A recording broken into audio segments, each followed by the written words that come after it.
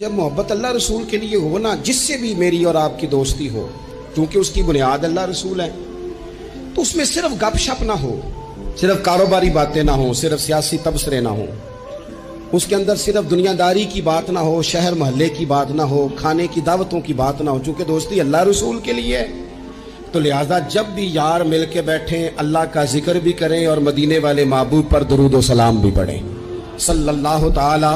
علیہ وآلہ وسلم۔ بڑے مصروف رہتے تھے حضرت عمر فاروق رضی اللہ تعالیٰ عنہ، حکومت کی مصروفیات تھیں، لوگوں سے ملاقات تھیں، جہاد کے بڑے مصروف رہتے تھے، لیکن پھر بھی جب اپنے دوستوں سے ملاقات ہوتی نا